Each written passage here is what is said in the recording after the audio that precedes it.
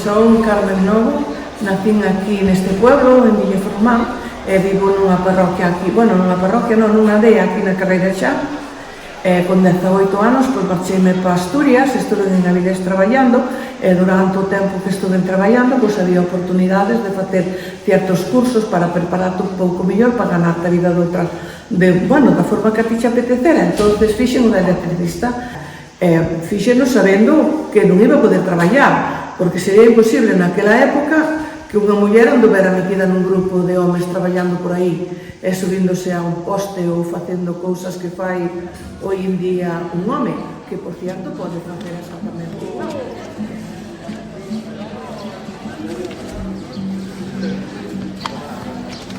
Claro,